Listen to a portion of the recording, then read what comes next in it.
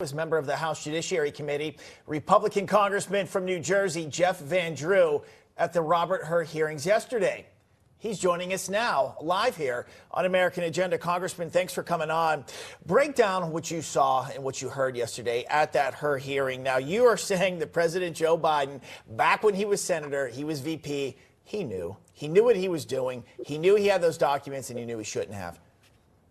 Well, the way they're trying to get him off of all this is by saying he's an older gentleman with a bad memory, and that doesn't do it, because you know what? He had a good enough memory back then to know what he was doing. Everyone should understand an important difference here. A president has the right to declassify documents. A U.S. senator doesn't even have the right to remove them from a secure area, just as I don't as a United States congressman, and does not have the right to take them away as a vice president and put them in an unsecured area. A president can declassify. He never had the right to do that, number one. So he did break the law. Number two, they're trying to use an excuse. He's old, he's feeble, he can't remember stuff anymore. Well, that's kind of scary for the whole country. And it's probably true now, but I doubt if it was true then. Most importantly, though, you know what this President Biden did remember? That he wanted to be remembered as an important person in history, as a special president, and he will. And he wanted it to make sure, most of all, that he got an $8 million book contract, and he needed those classified papers to do so. And the one other thing we know is that his ghostwriter, who was writing the book, destroyed tapes of recordings between him and President Biden. Why would anybody do that?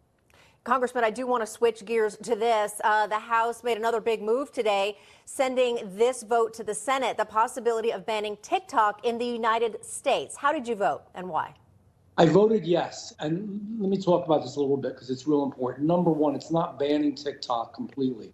What it does is say, TikTok, divest yourself of the interests that you have, divest yourself of ByteDance, and make sure that you're not connected with communist China.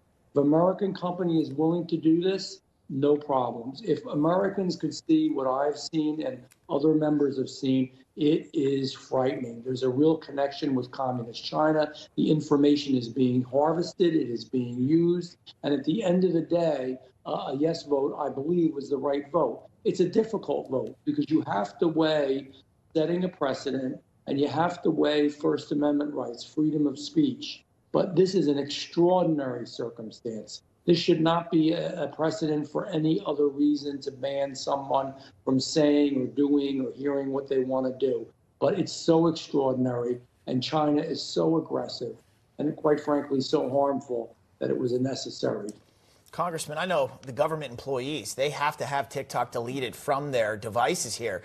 So the message we're putting out to Americans is that it has to be deleted from your phone if you work for the government. If you're outside of it, though, you can have it here. And to your point, dangerous stuff. Young people, we say this all the time, so influential. You can influence them so easily here. And I think that's what you, your colleagues, many Democrats, they're worried about this.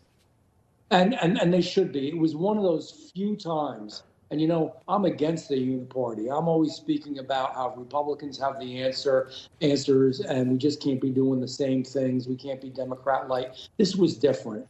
If you loved your country, and I understand those that voted against it, why they didn't, I'm not criticizing them. But if you were concerned for the future of America, and you know you'd be real concerned if you heard the messages we got from these young people. First of all, they were using young people as tools to further their goals, their profits, and their connection with China. But secondly, we had young people saying they were going to commit suicide if they didn't have TikTok, that they would go out of their mind. It wasn't normal. It wasn't good. There's something very, very wrong there. But most of all, harvesting information for the use by communist China. You know, we saw the spy balloon back last year. And China is not kidding around. If I want to leave a message with people, we need to be strong. You know, there's an old saying, and I know President Trump believes in it, peace through strength, war through weakness. We cannot be weak. All right, very well said. We're going to leave it there. Congressman Jeff Van Drew, thanks for joining us. And I always love your pin. I know you're a former dentist, so love to see that on your lapel. I always appreciate you making notice of it. We dentites have to stick together, right? You got it. All right, thank you so much. Appreciate it. Katrina's father was a dentist. Oh.